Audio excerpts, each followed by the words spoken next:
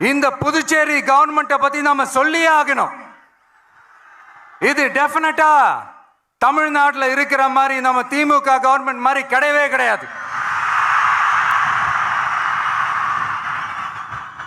ஏன்னா வேற ஒரு அரசியல் கட்சி நடத்துற நிகழ்ச்சியாகவே இருந்தாலும் அந்த நிகழ்ச்சிக்கு தன்னெழுச்சியா வர நம்ம மக்களுக்கு பாதுகாப்பு கொடுத்து பாரபட்சமே காட்டாம இந்த கவர்மெண்ட் நடந்துகிட்டு இருக்கிறாங்க. அப்படிப்பட்ட இந்த புதுச்சேரி கவர்மெண்ட்டுக்கும் நம்ம புதுச்சேரி சிஎம் சார் அவர்களுக்கும் இந்த நேரத்தில் என்னுடைய மனப்பூர்வமான நன்றிகளை தெரிவிச்சுக்கிறேன். இத பார்த்தாவது தமிழ்நாட்டில் இருக்கிற அந்த திமுக கவர்மெண்ட் கத்துக்கிட்டா நல்லா இருக்கும்.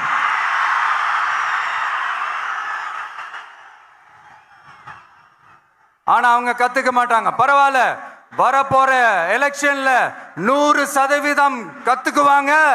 அத நம்ம மக்கள் பார்த்துக்குவாங்க.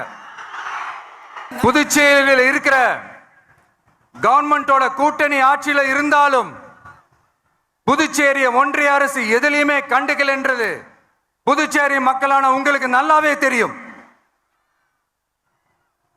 மாநில அந்தஸ்து கோரிக்கையை மட்டுமா கண்டுக்கல, இங்க வளர்ச்சி ஏற்படவும் துணை நிக்கவே இல்லைன்னு கேள்விப்படுறோம். இந்த புதுச்சேரிக்கு இன்னும் மாநில அந்தஸ்து கொடுக்கல. மாநில அந்தஸ்து வேணும்னு கேட்டு பல முறை சட்டசபையில தீர்மானம் போட்டு ஒன்றிய அரசுக்கு அனுப்பி வச்சுக்கிட்டே இருக்கிறாங்க. இந்த வருஷம் கூட மார்ச் மாசம் 27ஆம் தேதி 2025 அன்னைக்கு ஒரு தீர்மானம் போட்டாங்க. அது மாநில அந்தஸ்து வேணும்னு கேட்டு ஒன்றிய அரசுக்கு அனுப்புற 16வது தீர்மானம். புதுச்சேரி காரைக்கால் பகுதிகளில் மூடப்பட்ட 5 மில்கள், பல்வேறு தொழிற்சாலைகளை மீண்டும் திறக்கிறதுக்கு இதுவரைக்கும் ஒரு துரும்ப கூட கிள்ளி போடல. பல்லாயிரக்கணக்கான இளைஞர்களோட வேலை வாய்ப்புக்காக எதையுமே செய்யல. இங்க ஒரு ஐடி கம்பெனி உருவாகணும்ன்றது எண்ணமே இல்லை.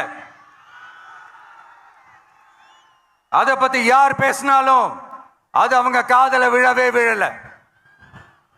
இங்க ஒரு அமைச்சரை ஊழல் குற்றச்சாட்டுல பதவி விட்டு நீக்கப்பட்டு அந்த இடத்துக்கு இன்னொருத்தரை நியமிச்சு 200 நாள் ஆச்சு. இன்னும் அவருக்கு ஒரு இலாக்காவே தரல. இந்த செயல் சிறுபான்மை மக்களை அவமானப்படுத்துறதுன்னு அந்த மக்களே சொல்றாங்க. புதுச்சேரியோட முக்கிய அங்கமாக இருக்கிற காரைக்கால், மாகே, ஏனாம் பகுதிகளில் எல்லாம் முன்னேற்றமே இல்லைன்னு அந்த பகுதி மக்கள் சொல்லிக்கிட்டே இருக்கிறாங்க. குறிப்பா காவிரியோட கடைமடை பகுதியான காரைக்காலை மொத்தமா கைவிட்ட மாதிரி தான் இருக்குது. இது எல்லாமே முன்னேற்றம் அடையணும். டூரிஸ்ட் பிளேஸ் ஆன புதுச்சேரியில போதுமான அளவு பார்க்கிங் வசதி இல்லை, போதுமான அளவு கழிப்பறை வசதி இல்லை. இதெல்லாமே மேம்படுத்தணும். புதுச்சேரி கடலூர் மார்க்கமான ரயில் திட்டம் வேணும்ங்கிறது நீண்ட கால கோரிக்கை. புதுச்சேரி மக்களுக்கு ஒன்னே ஒண்ணுதான் சொல்லணும், இந்த திமுகவை நம்பாதீங்க. அவங்களுக்கு உங்களை நம்ப வச்சு ஏமாத்துறது தான் அவங்க வேலையே. நான் சொன்ன பல கோரிக்கைகளை எல்லாம் தீர்த்து வைக்கிறதுக்கு நம்ம புதுச்சேரி கவர்மெண்ட்டுக்கும் அதோட மக்கள் திட்டங்களுக்கும் ரொம்ப அக்கறையா உண்மையா துணை நிற்கிறோம். தமிழ்நாட்டை ஒதுக்குற மாதிரி புதுச்சேரியும் ஒதுக்க கூடாதுன்னு நாங்க கேட்டுக்கிறோம். கிட்டத்தட்ட 20 லட்சம் பேர் வாழ்ற யூனியன் பிரதேசமான புதுச்சேரி மத்திய நிதி குழுவில் இடம்பெறவில்லை.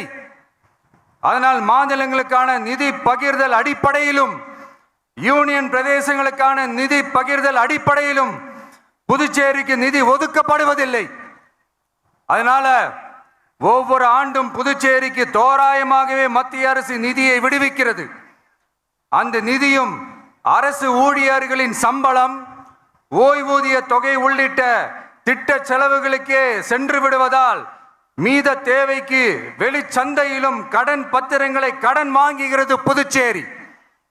இந்த நிலைமை மாறணும்னா ஒரே வழி, மாநில அந்தஸ்து நம்ம புதுச்சேரி மக்களோட பல்லாண்டு கால கோரிக்கை.